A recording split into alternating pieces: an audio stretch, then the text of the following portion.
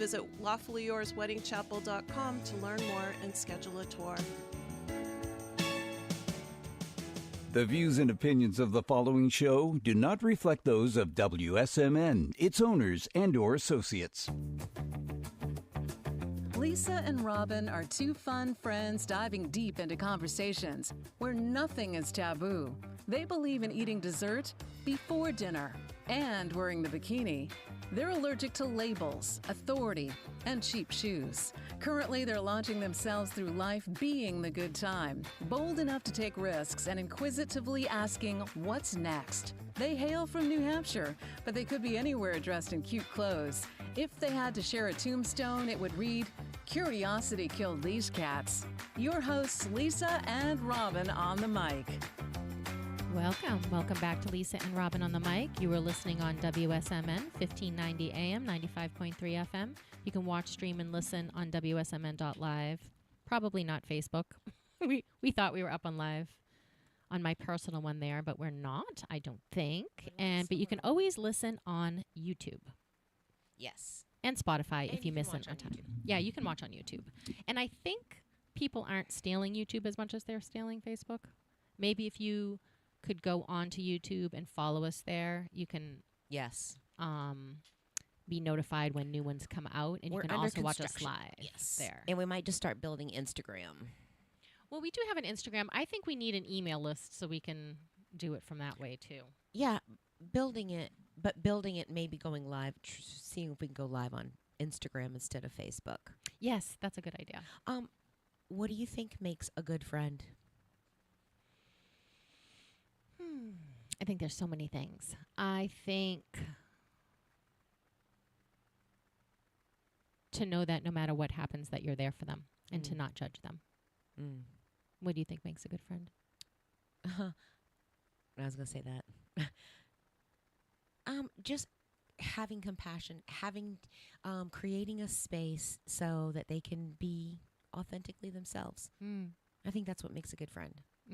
So when you said judgment, I was like, oh, she nailed it in one. Yeah. Good word. Yeah. So I thought we my could feelings, do, we did a love letter to ourselves last week, and I thought we could do a love letter to our relationships, the relationships in our life. And I thought, what do you think are some key ingredients that you could add to any relationship right now that would improve your relationships significantly? Like one thing. Oh, gosh, I think about everything. Well, compassion. Charming. No judgment. You know, on the way here this morning, I just said to Chris, because I was kind of ugly last night, but I did give him Was there ugly crying going on because of the whole Facebook thing? Yes. But yesterday, I didn't get home until almost 6 o'clock, and I'm like, I'm not making dinner. I'm like, I don't even care to eat, nothing, and I hadn't had just feeling emotionally. You know, I've drained. Ran to 2 banks. I've been on the phone with credit card companies. I've been to the Verizon store. Went to Best Buy. Went to Apple over there. And what's really cool is, my son knew what was going on. And so he just sent me a text message this morning, or last night. Let me just see. He said he was getting ready to take off to the gym, so he wasn't going to be home for dinner tonight. And I said, thank you. I said, I'm proud of you for going to the gym. He was like, just breathe. Find some peaceful place. Go smell some pleasant smells. Look at a cute pair of shoes or something. It'll be okay, Mama. Oh. And I'm like, creating a relationship like that. Yep. There's beauty in it. So anyway, that touched my heart this morning. That touched my heart. And I was like, man. So I did. I walked over to Victoria's Secrets and I bought a little sample of their bombshell seduction. And I'm like, I don't even feel like retail therapy. I don't even know if it's gonna help Robyn me. feels bad if there's no retail therapy. I think giving the people in your relationships the benefit of the doubt. Yes. So I think one of the most important things you can do is the people who are closest to you, you love them for a reason, right? The Yes. people that you love by choice. And not because you're related or anything, but and if you give them the benefit of the doubt, so I think that will go so far, because I think of how many times the running joke of I text my sibling and they don't text me back for 10 hours, whatever. Yeah. How many times have you thought you sent a text message that you thought you hit send, and then you go and look on your phone later and you realize the text message didn't send? It's still sitting It's right sitting there. there. Oh yeah, Right. I do it at least twice a week. Yes. I think of you're on the toilet and someone calls, and then they're like, you never pick up my call. Right? Or just giving them the benefit of the doubt. Yeah. Yeah. If you could give the people that you love just the room to be like, I'm not going to be offended that they're not perfect in this moment for me. Yeah. Well, I so think that that would be was a big one. That was my neurodivergent, reading that text message. But And thinking about how much power you give away when you become offended, because now how you Yes. feel has been not even hijacked. They haven't kidnapped this. You've willingly given away yes, the power over Yes. how you're feeling to somebody else who unintentionally is not even doing anything. Anytime you can't control your emotions, you're giving your power away. Yeah. It's plain and simple. But Or giving your peace away. so yesterday, I got home and I just said, Chris got home and I just said, I'm not in a good place. Or he just said, we're both in the closet, changing into jammies and comfies. And he'd asked me a question. I'm like, I'm not in a space to talk about it. I've got some bad energy I have not been able to shake off. And I don't want to say something rude or hurtful. And, a little bit later, he's like, said something, and he was giving me advice. And I'm like, I'm sensitive. Like, so I was starting to get pissed. Like, I'm having all these things in my head, like, I'm so sorry. I did not open the platform for questioning. And I just was, if these things are going in, I'm sorry. I was not asking for unsolicited advice. Yeah. Or I'm not taking any. Anyway, I had all these things in my head, and I just said, I just don't want to talk about it. I just want to find a space of love tonight. And anyway, so I was finding myself getting triggered and by him asking questions. And he was innocent, but I kind of barked at him. Anyway, it turned into a beautiful night. We were dancing in the living room and, put on some good music. We had some jazz music on and candles lit. And, he really went to the extra effort. He saw it. Most of the time, it's like when I get upset, he gets upset. He'll get, because he doesn't know how to fix it or he doesn't know how to do it. And so I'm learning to not take when he gets upset so personally, because I know that I've tripped a reaction in him. And we are linked emotionally. So anyway, this morning on the way in, I just said, I thank you so much for changing the energy. I see your growth and I see your beauty. Thank you for giving me the space and loving me. I said, just thank you for being a pillar, because I really needed a pillar to lean against. And he's like, I think he was getting a little teary, but I didn't want to look over because I was already teary. And I'm like, I don't want him to be teary too, because then I might just ugly cry. And I'm like, I know nobody will see me except for you, but I've taken to try to keeping any crying that I feel in the shower. I didn't want to be Tammy. I didn't mean rolling up in here like Tammy Faye. Yes. Yeah. And the other day I started crying because I lost both my parents young. And you think, oh, how terrible. And I'm not young. I wasn't 9, right? Which I think is, or teenager. But I still feel like I didn't have them in my adult life when I could have possibly been an adult back instead of been the kid. Yeah. I could be an adult and have a better relationship. Yes. And some points. So I always thought it was something really negative to lose them before I had the ability to do that. And then I have friends whose parents are sick with Alzheimer's or sick in some other capacity, and they're caring for children still. They're caring for their parents. They're doing all of this thing. And then there's the part of me that's like, it's almost a gift to not have your parents be sick for a long time at the end. Yes. Even though... Yes. And I was thinking like, oh, how awful to have a stroke if you live and now you have to relearn to walk or relearn to talk or all of that stuff. But if you just drop dead from it, well, it's quick and no one. Right. But there's also like, is that also a gift that you don't suffer with something for long? And it's such a weird. I think it's about how you choose to look at it, because it could go either way. But going back into like loving can we love the people? How do we love them a little bit better? I think seeing them for who they are and letting them be who they are. Yes. So there's, I think I've talked about it a million times on this show, is I love You. It's a book series called You, Y-O-U. Yep. And then a Netflix series called Y-O-U. And so I rewatched it because there's a new season coming out in April. So I wanted to like reacquaint myself with it. So I did a little binge watching.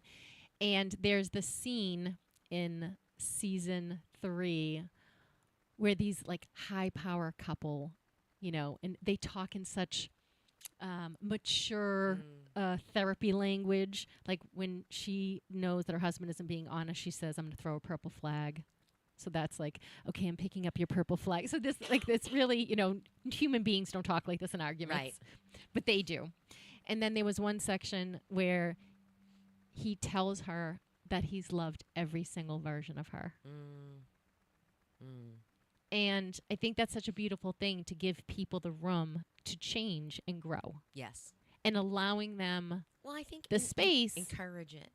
Nourish it. And I think, we have to do that for our children. Our children are 2, our children are 8, our children are 15, and then our children are 22 and 32, hopefully. And we can see their growth even when our children go. And that we give them the room for that. That we don't tell yes. them they were always. Right. Just because at 5, right, they didn't know how to do right. something. They're not always. You were always the chatty Cathy. Right. You were always. You won't always have to wipe their bum. Right. They'll learn how to do that. And giving people room. And I think of addiction. Well, I think we try to micromanage our partners because there's something unsettled in us. And a lot of times we try to put our emotions. We see them as a mirror. We see them as a mirror of us, and we see them as a reflection. And if you're loud, like say, or I'll say I'm loud, because that's more true, right? We're at a restaurant and I'm getting loud, and you're like, that's a reflection of me, and I don't want you to be loud in public, right? So is that really anything? I'm not embarrassing us. I'm not whatever. Right.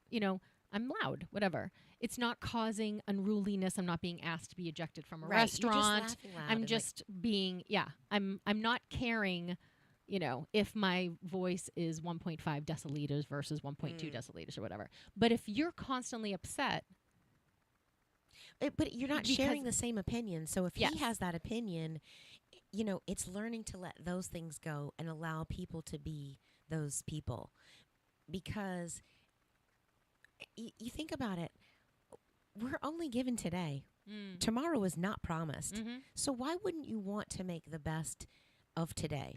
Why wouldn't you want to make your relationship best today? We always use these excuses, like we get comfortable and familiar. We stop dating our spouses. We stop giving them the benefit of the doubt.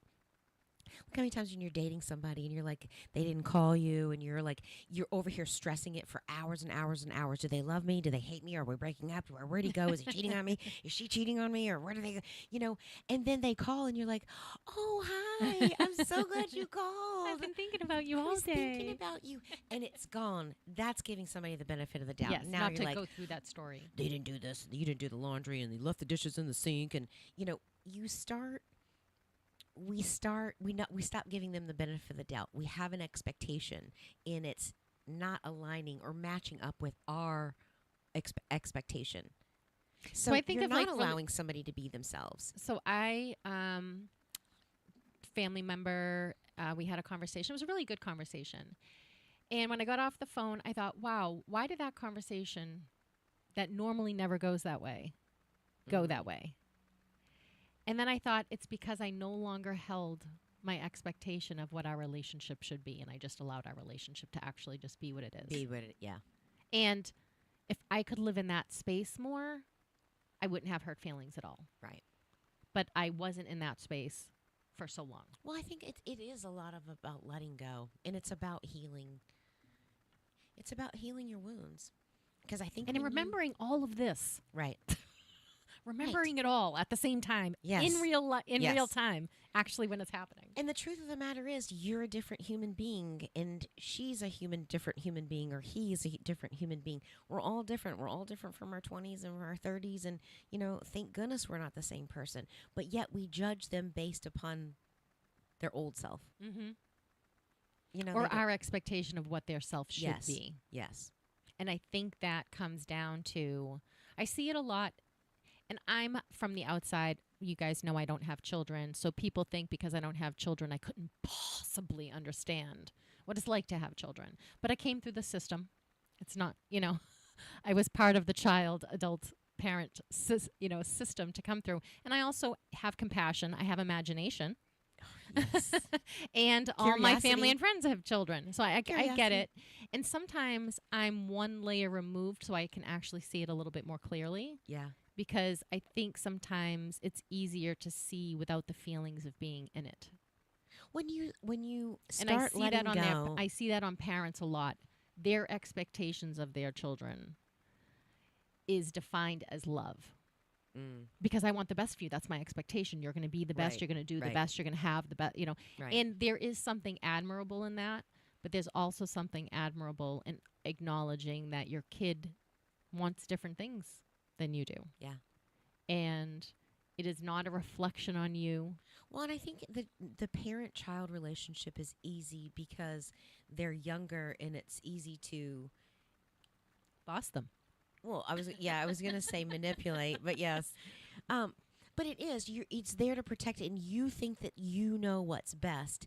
But we shouldn't be. Yes, you want to keep them safe. You don't want them on drugs, and you don't want them to have sex, at a certain time, and you don't want them to go out drinking and whatever at 8. You don't want them to do all that stuff. So, but we influence and yes, you have to go to school. You have to go to, yes, these are all have-tos, but you don't have to go to college. We should sprinkle in these areas who do you want to be? In actually looking at them from a different lens. Watching your spouse or watching your child and be like, boy, they really do like to read, or they like to color, or they like to be, they're neat and tidy, or, I'm just thinking of examples of just watching, or, wow, they really like to swim, or this one really enjoys flowers, or doing all of these things. We should be building our children and building our spouses to be more curious, to find out who they are. Mm-hmm. And I do think that you should romance your, I think, And we're on this charm kick. We've been on it for a while. Yes. We talk about it all the time because I think your experience of life would be so much better if you could have better interactions with people. Yes. And I think the more technology we have, back to the end of the first hour when I said we're promised that technology will fix us. It's promising to make us better human beings, but the only thing that can make us better at being human is being better humans. The technology doesn't actually come in there at all. Now you can use technology to communicate more often. Hey, I'm thinking of you, versus throwing the card in the mail, or we used to have to do it with a letter right. or a card. But you know what? That that feels good too. Yes. Put a stamp on something, send someone. So instead of the only thing they're getting in the mail is bills, right. is to get a love letter. Yeah. I send my spouse mail to his work often. Not often, like once a year, once every other year, I will send a card That's that I think is awesome. really cute. It's usually a work-related card. There's this Yes, one with this it's little cute. girl. She's rolling her eyes back in her head and she's sipping coffee. She's 8. She's sipping coffee, rolling her eyes in her head.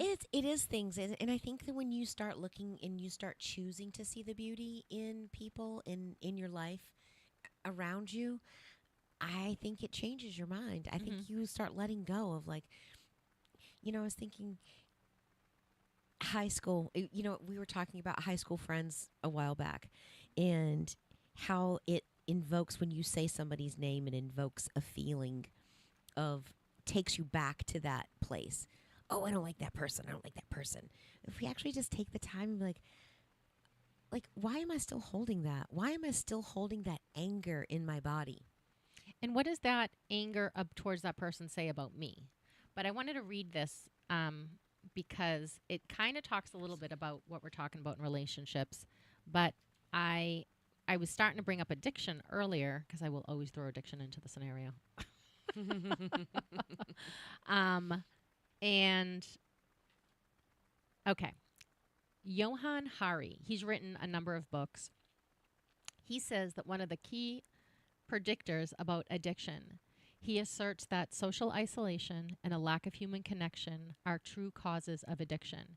He states that helping those struggling with addiction find a reconnection into the world and an authentic connection with each other is the best way to help people with addiction.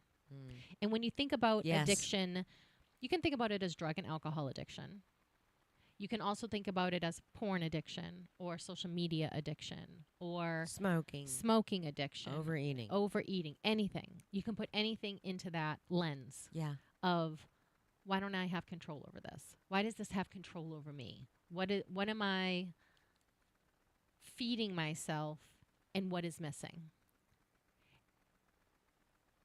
Ultimately, I think it's you are lacking that connection with your higher self, your higher power.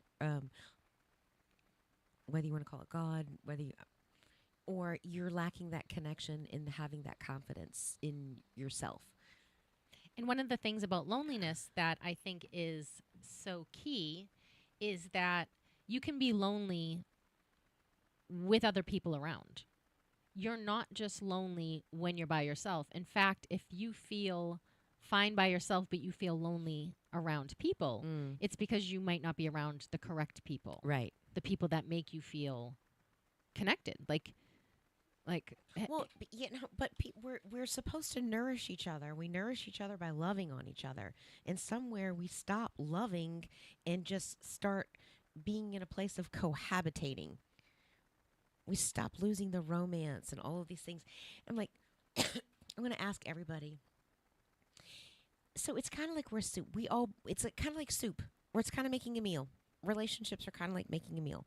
Everybody contributes something. Like, say we're going to make a stew. What are you going to bring? What ingredients are you going to bring to put in the pot? What are you going to bring to put in the pot? Your negativity, your stress from work. You're bringing all acid. Right. We need a little acid, sure, every day. Right. And I mean, it's like, you sometimes you wonder, like, I was talking to this lady the other day, and she's like, yeah, he never kisses me anymore. He never gives me a hug. And it's just every once in a while it's a pat on the bum. And she's like, it's just so, like, where's the romance? And I said, well, what do you do to romance him? And she's like, well, I don't want to. But, like, they don't see, like, she's having this expectation that he should be flirting with her, but she's doing nothing to create that space. Mm-hmm. Or she'll fuss about it, like when, why don't you come over here and give me a hug? Or I didn't get a hug today, or I didn't get a kiss, or you never kiss me anymore. Do you think that how you're behaving makes somebody want to be sexy and flirty and vulnerable with you? Mm-hmm. Like, we have our own responsibilities to be lovable. Because why wouldn't, if you're going to yell at me, it's like, how many times are you going to, when you're scolding a dog. Right. They're not going to come over when you call them. Right. You keep smacking them on the head. Eventually, they just don't come around anymore. Right. We're like that too. Right. And I do think the closer we do want people who are honest with us. So when something's going wrong, we don't want them just to, placate us and pretend that what we're doing is right. We want them, there is a value in calling out a problem. But nobody wants to hear that. Hearing the truth when it is a truth you don't want to hear. Nobody wants to hear that. However, you could try to do it in a nice way. I think a good idea to show couples how very different they are. You ask, or even just they do it themselves. Hey, let's draw a picture of a jungle, or let's draw a picture of a house. And actually was thinking about it because I had saved these little pieces of paper. The kids were in the kitchen hanging out while I was making dinner, and Logan and Kayla were drawing, or he said something. He's like, let's draw a house, or draw this, draw the lake house. So they both gave their versions of it, and they're very different. And from the viewpoints, you know, Kayla took it from the deck, so you actually had to see through the deck rails. He did the house from the side, like that was at the corner of the paper, and the yard and the water came this way. So two totally different points of view. And so when we're talking to our child, like, it just kind of gives you an idea, like, wow, we really do see the world differently. The things that we pick up on, and just allowing space for them to unfold, to be a source of encouragement. That's what I think. Yeah, and I think we talk about this all the time. In conversation, you have to give people room and space to articulate themselves. It doesn't come unless you've written about a subject for a long period of time, or, for example, you've been in an industry in which you talk about the subject ad nauseum. You're formulating your thoughts takes a little bit. And some people do it really well, and they're very articulate, and some people need a little room to get where they're going. And as they're fleshing out their idea, asking more questions and instead of attacking what they say is a good space for that as well. And understanding that that's how your partner processes information. And your children process information, and your friends process information, Well, and your everybody, cousins yes. and sisters Yes. and brothers. We all process differently. we could all use to give the people that we love a little bit of benefit of the doubt and some room and some space. I think, yeah. So if it's something that you want your partner to do, how about you trying doing it first? And see if you get a reaction. Because I was thinking, these are my old notes. This was actually when we were doing our voice coaching. And I just I would love to see that notebook. pulled it out, some of it. And I'm like, but in here, I'm like, that's so funny. I've been on this thread for a hot minute. It says we are choosing our feelings. We're always choosing our feelings. Whether they're good or bad, we're choosing how to react. And so we do these things so involved, getting ticked off at somebody at the stop sign. We're choosing to be angry. We're choosing to be angry at that. Instead of taking that time and like, you know what? I'm on my way, preparing for your new role. Like you have your work role, you have your work face, or like taking the time to just reflect, or just taking the time to just, I don't know, appreciate something about yourself. So what if you sat at the traffic light instead of getting mad at and angry at traffic? What if you just had to sit at the stoplight and you had to think about something good about yourself? When I want to fuss and complain and grumble about something, I have to actually say something positive about me or about my spouse, or think about how do I want to feel? Yeah. How do I want to feel is huge. And if you do want to feel connected, you have to make an effort to connect with people. Yeah. And that, I hate the C word. I won't even bring it up. But there was space where we were practiced non-human communication. And part of what makes us human is the ability to negotiate, collaborate, listen, communicate. And we're losing these skills. And a generation is not given the opportunity because they were breastfed on technology. Yeah. So they're having, when you look up what do children learn from technology, they learn apps. Yes. They learn all kinds of technical things. Oh, yeah. But what they're not learning is collaboration and negotiation. You're not learning people skills. You're not learning the soft skills of connecting with people. One of the things that I used to have a customer service phone job. So I would have to get people to want to help me on the phone. Whoa. That gives you so much practice to do it wrong that when you get it right, you're like, okay, I'm going to lean into that more. Yeah. I'm going to try that first next time. But our whole life is a practice. That's what's so great when people start doing the 30 days of yoga. Yeah. And the challenge is to practice something. Yes. And the reason why it's always just a practice is because there are some days you are great at something. Like one day you can put your foot on the back of your head, and then 3 days in a row you can't lift your foot 50% of the way. Right. Because it's a practice. Every day is different. Every environment is different. It's always, if we consider our relationships as practice, I'm going to practice being a great wife. I'm going to practice being a great husband. I'm going to practice being a great sister. I'm going to practice being a good mother. I'm going to practice being a good customer. Yes. Out in the world. I'm going to practice being a good employee. Practice is... I love that. I love it. Yeah. I think we need as much practice as we can get. Because I think about people who get practice in a rut. being funny. I think about people who get in a rut, or they'll think about like, well, we only have sex once a week. Well, why? Why do you only have sex once a week? Or I want more romance in my life. Well, why? Why don't you have it? Because are you always waiting for the other person to do it? Like, if you don't want to be romantic with that person that you've been married to for 30 years, why are you still married? It's just, I think it's lazy. Because you still want the romance. We all want to be loved. So it's not like, well, we've grown apart. You get comfortable. You get comfortable. And nothing grows in comfort. It's like the dank, dark basement. Yeah. Mold. And when you think about everything has hardness as part of it. You know, we're looking at this picture of this ice skating rink, and there's all these trees.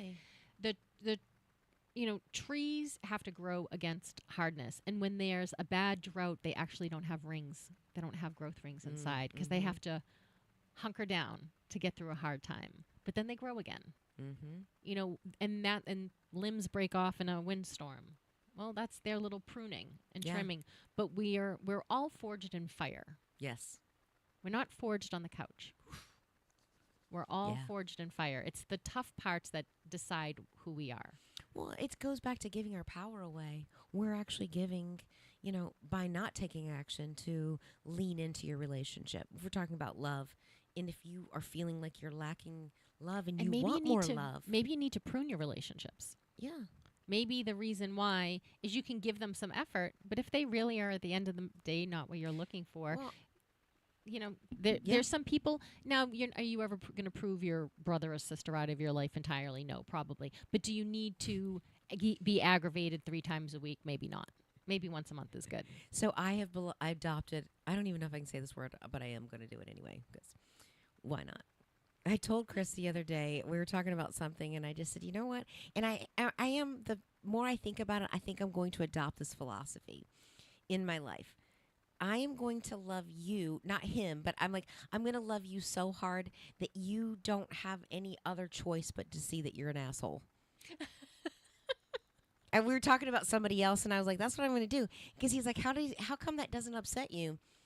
And I think about it, like, so a perfect example is like, I know how my kids are going to respond if I ask them to do something. There's going to be an eye roll. There's going to be, so I texted my son this morning, can you change the kitty litter and take that out before the trash people come to pick it up? He didn't respond. I don't expect him to respond. When I ask them to do something that they're going to grumble, I know they're going to do it. It doesn't offend me. I know that sometimes when I say something, they'll bark.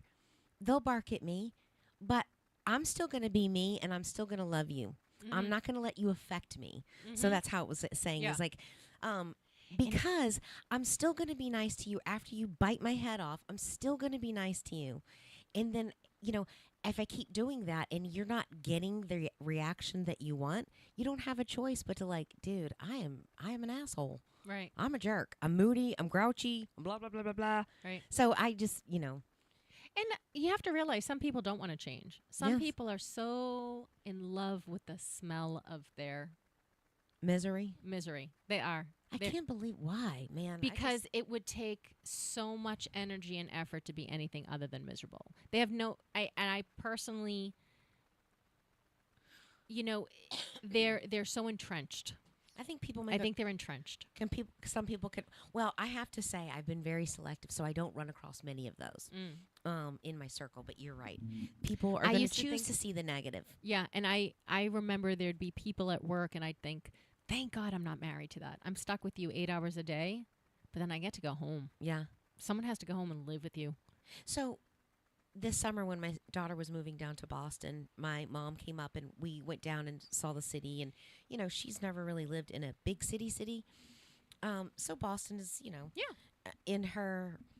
So we're going from, we're going around town and showing her a couple of different places and stuff. And she's like, you shouldn't ride the train, and you don't do this, and don't do this at night, and don't do this, and you shouldn't be this, and you got to be careful. And I know it's coming from a place of concern, but I finally just said, that's not the philosophy that I've raised my kids on. Mm-hmm. Like, I'm going to give you the information to be careful, but just listening to someone else say it to someone else. Like, I know she cares greatly for her granddaughter, and it's her concern, but it's past the point you are putting all of that energy onto her, and I don't want her to do that.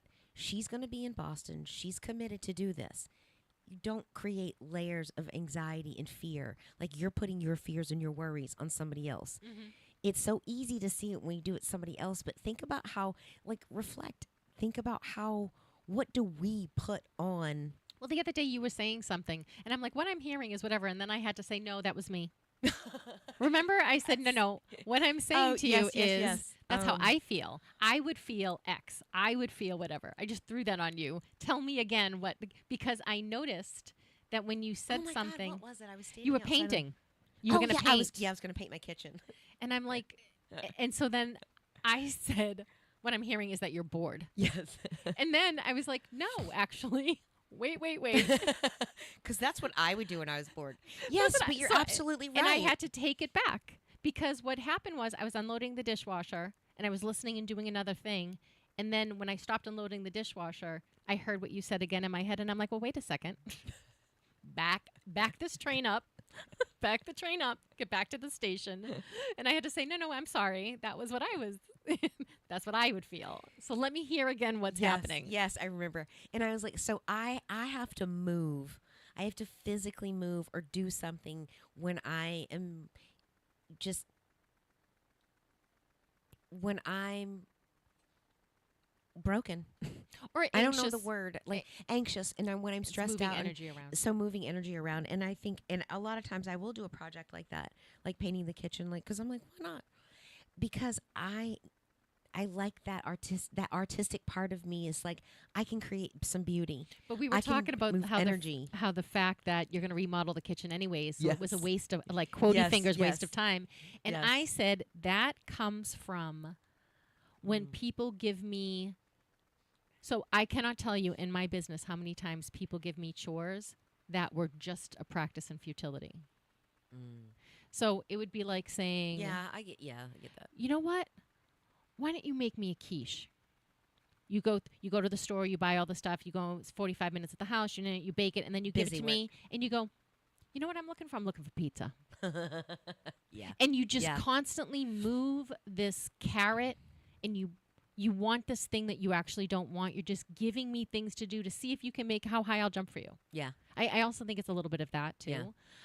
Or, let's do this, and I call it the fool's errand. You're just sending me on a fool's errand because you want me not to be whatever. Yeah. There's a million reasons why people do that. Yes. And I felt you painting a kitchen that might be renovated without that, like tearing down drywall that's just been painted as a fool's errand. But that was my interpretation of it. That was my expectation of those feelings. And I had to back myself up and be like, well. But see how becoming more and more self-aware is like how much freer and peace that we can have inside of us. And I can do it almost in real time. So I had to back up by 10 minutes in that conversation, but it was better than getting off the phone and then calling you back. I think it was like a few minutes. It wasn't that long. But so the way I see it is, in my head is like, what if I paint this and Chris is like, holy cow, that is stunning. And it lights a fire to being like, all right, let's do this. Now I want to see more. Yeah. So that's the place I come from. Yeah. Like coming from like, I don't mind. Yeah. Yeah, you don't mind that, but like I said, that goes to my trauma of people making me do things for just the sake to see if they can make me do things, and the anger I get at being led on a fool's errand. Yes, that I just don't say. What is the purpose? So what is the purpose of this quiche? Are we eating this quiche, or do you want to just see if I know how to make quiche? Because I'll tell you right now, I know how to make quiche. I hate quiche. I don't like it. I don't like it. But that's like I didn't have a real work scenario. Yes. Without a cross. Yeah. Well, sometimes Chris, I feel like Chris has done that to me a couple of times. But I don't. I know what I've noticed. He doesn't do it on purpose. We just don't organize our thoughts the same way. So my brain automatically goes to like, okay, how can I get the maximum with doing the least? Like, what's the most efficient way to do it? It's why we always carry our grocery bags, millions of them up there. But the most efficient way is get that dumbwaiter working so it can go up in the garage. I don't have to lug them up. But it's part of we see things different. And so I know he is not intentionally doing it to me. Yeah. It's just, hey, we do things differently. And I'm not going to get in a struggle. So our communication has started changing. And I'm like, well, hey, I'm going to throw this out here. How about I do it this way? And so it's not like you're not listening to what I'm saying. I have to do it in a way that makes it understand how I process it, how I understand it, and how I can do it. Even like painting I painted our TV room, and he's like, I think you should start over here and do this and do this. And I'm like, nope, I have a whole system. I get mine. Yeah. I get it. And what I've learned is, if I don't take things personally, I will have people who ask me what I think. I tell them. They tell me that's not going to work. We go through a 45-minute gyration where they come back so they can tell me to do the thing that I said I would do at the beginning, but now it's coming from them. Yes. And so now I know certain people have that as their process. Yes. They need to know my thought process of why we're doing what we're doing. They can't just trust. Yeah. We've done this for 12 years. Yeah. I usually 85% of the time do what she says, but I can't because that's not their process. They have a different filter. Right. But I've after a certain amount of time, I'm losing interest. Yeah. So going through and saying, well, how do you want to do it? Yes. Oh, I want to do that. Why don't you try that? Now that's your fool's errand. Yes. Yes, it's true. But it's a practice. It's a practice so I'm not doing property management anymore, which alleviates so much of this in my life. Because when you have decades of experience doing something, you have the reason why you do it the way you do it. And it's exhausting to give, say, the 25 times you've tried different ways because you wanted the answer to be different. Right? So you just go in a nutshell, this has been my experience. And I did, by the time I was at the end, I was having clients who just understood that they were hiring the person who just had the experience to do it. So I had really good clients. Like you had to weed out the clients who were just valuing your experience. But I realized that people go through their own process to do what they're doing, how they do it.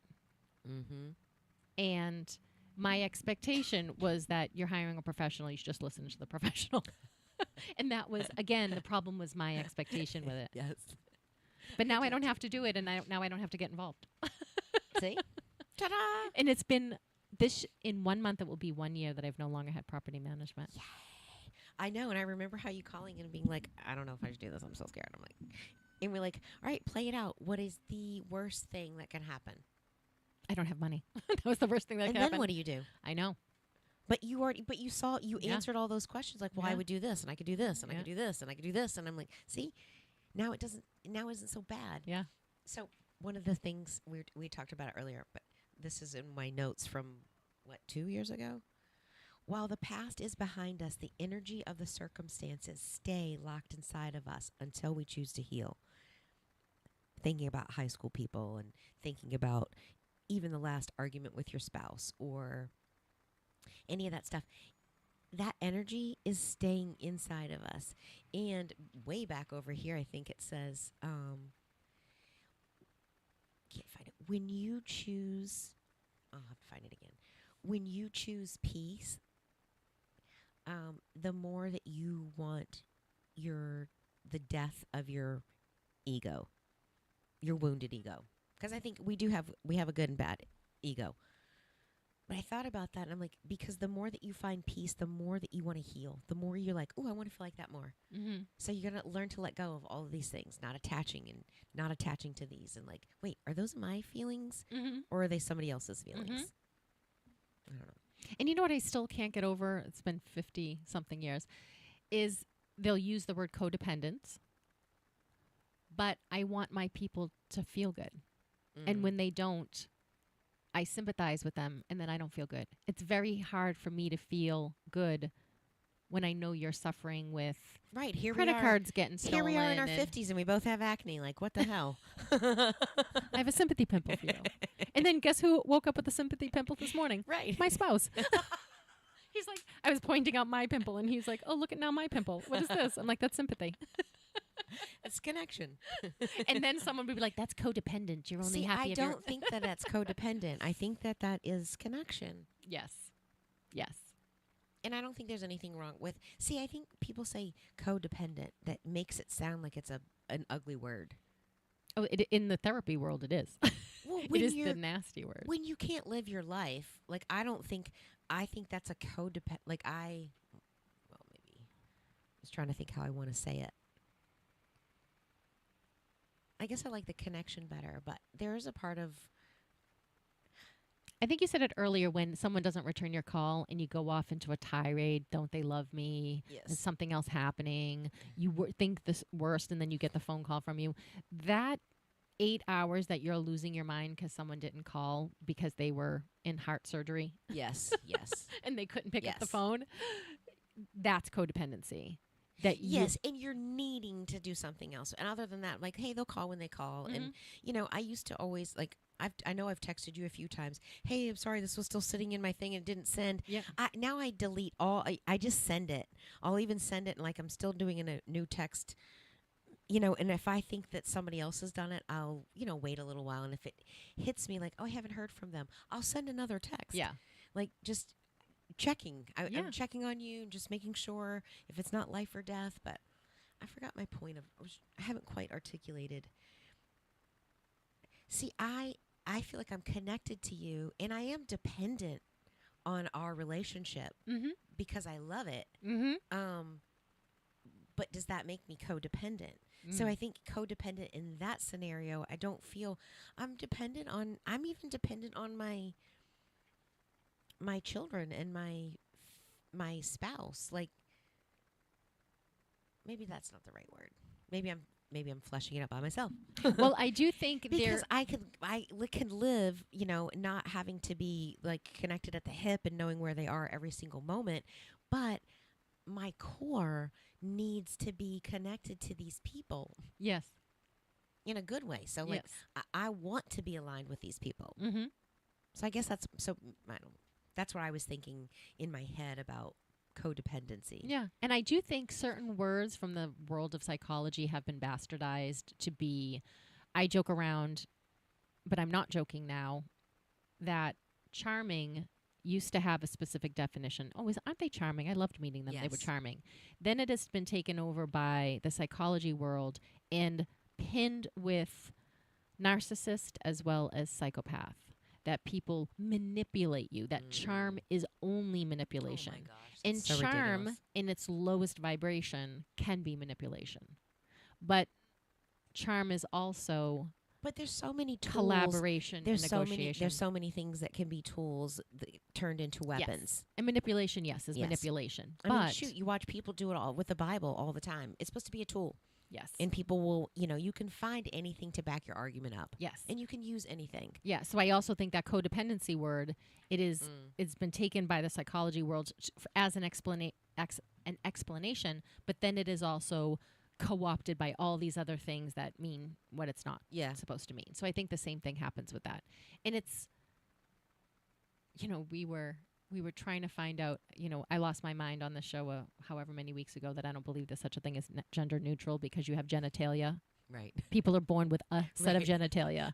And I love that I get to use the word genitalia on the radio. I know. Genitalia is a great word. Genitalia, it is. I love I think Genitalia. I think I might just use that word more often. I think Whenever we I should can adopt throw that. it in there, I'm going to throw it in there. Hey, that dude's not. See, that guy's not wearing underwear. I see his Right, genitalia. So that's why I like the neutral thing. There's no such thing as neutral genitalia. You can identify neutrally, I guess, but you have genitalia. Chris and I were talking about that the other day. Like, why wouldn't you why wouldn't you? Do you want to be called they? You don't want to be an individual? Like, so we were talking about people put their pronouns on the thing, Yeah, like yeah. he, she, like he, her, or her, whatever, Yeah, you know yeah. those. But I'm like, why would you want to be referred to as a they or a them? I love that comedian who says, he says, I have a friend who's coming. Oh, bring her. No, bring them. And he goes, okay. So I buy brisket and pastas, and he buys all this food, and he shows up with one other person. And he doesn't speak English as his first language. So when he says, I've spent 2.5 years learning pronouns of singular and plural. Yeah. And so now, they show up with a person, singular person, when they've been pluralizing the meal. And he goes, well, they better eat everything that I've made, And I loved, I'm trying to think of his name. There's a comedian who talks about being caught publicly masturbating, and on the criminal report it said genitalia manipulation.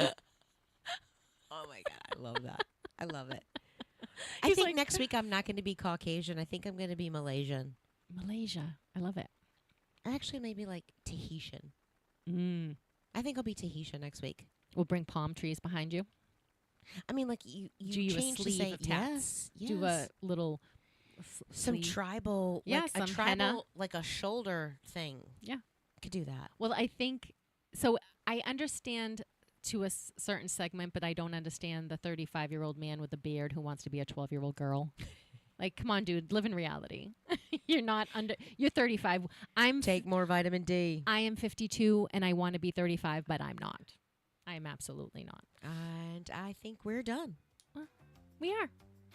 Have a great week. There's another episode of Lisa and Robyn on the mic. You were listening on WSMN 1590 AM, 95.3 FM. You can watch, stream, and listen on WSMN.live as well as YouTube. We want you to have a fantastic week. Go out in the world and be fantastic and charming and be better in your relationships. Yes. Happy Valentine's Day tomorrow. And do something to love yourself and your spouse. And your children and your friends and your siblings. Yes. Goodbye. WSMN 1590, WSMN 95.3 FM.